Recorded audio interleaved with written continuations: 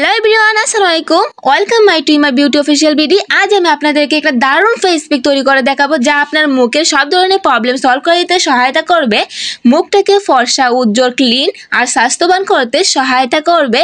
আচ্ছা, আসলে কি এগুলা কাজ করে নাকি এগুলো ফেক? তাহলে জেনে নিই এগুলা কি কি কাজ করতে পারে।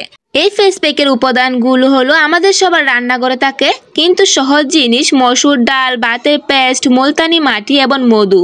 এই সব ধরনের ত্বকের জন্য খুবই উপকার। আর জেনে নেই এটা কি সত্যি আমাদের ত্বকের জন্য কাজ করে নাকি এগুলো ফেক।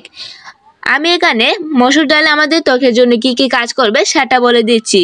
এটি ত্বকের জন্য একটি প্রাকৃতিক ইনফ্লেমেটর। এটি ত্বকের মৃত কোষ দূর করে এবং ব্ল্যাক হেডস কমাতে সহায়তা করে। এর প্রয়োজনীয় উপাদান ত্বককে করে টান আর উজ্জ্বল। এটা ফর্সা করতে, দারুণ কাজ করতে সহায়তা করে। তাহলে বুঝে নিন এগুলো আমাদের জন্য কতটা উপকারী।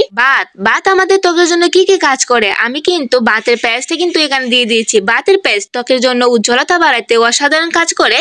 এতে থাকা অ্যান্টিঅক্সিডেন্ট ত্বকের দাগ দূর করে এবং ত্বককে শীতল রাখে। আমি কিন্তু এগুলাকে পেস্ট করে নিয়েছি ব্লেন্ডারের সাহায্যে।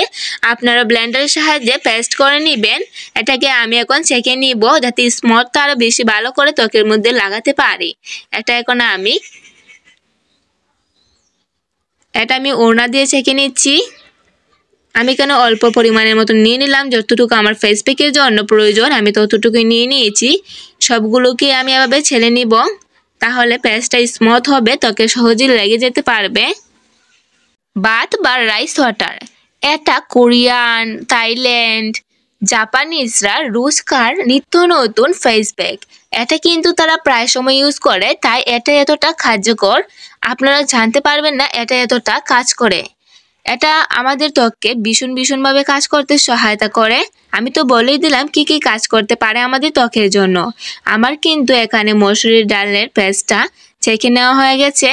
এবার কিন্তু আমি বাতটাকে আলাদাভাবে ছেঁকে নিব। এবার আমি আপাতত দিয়ে দিচ্ছি। এবার আমি বাতের পেস্টটা নিয়ে নিলাম। ব্লেন্ড করা বাতের পেস্ট আমি এখানে 1 চামচের মতো দিয়ে দিব আমার মসুর ডালের ফেস প্যাকে।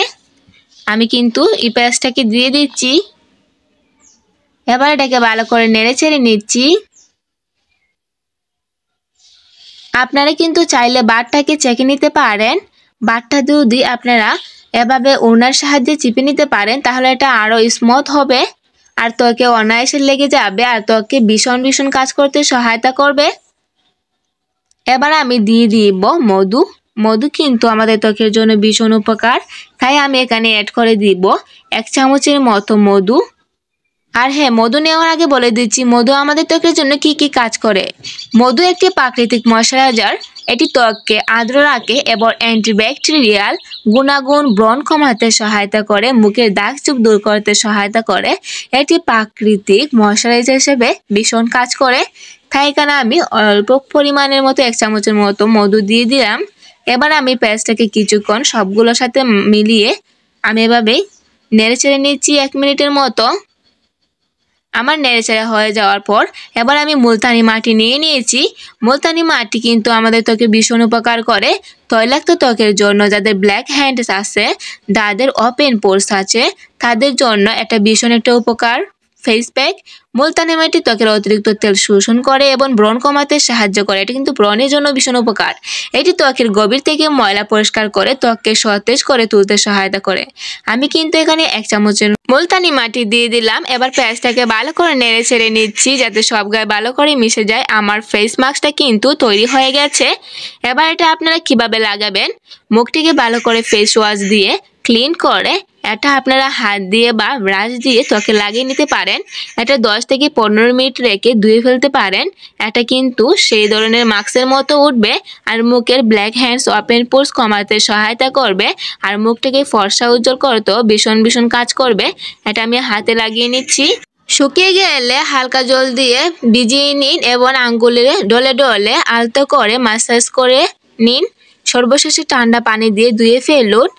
এই ফেস প্যাকটি সপ্তাহে একবার ব্যবহার করলে ভালো ফল পাবেন। এটি আপনার ত্বকে প্রাকৃতিক উজ্জ্বল এবং প্রাণবন্ত করে তুলবে। ভিডিওটি ভালো লাগলে অবশ্যই আমার চ্যানেলটি সাবস্ক্রাইব করে দিবেন, পাশে থাকা বেল আইকনটি বাজিয়ে দিবেন। ধন্যবাদ।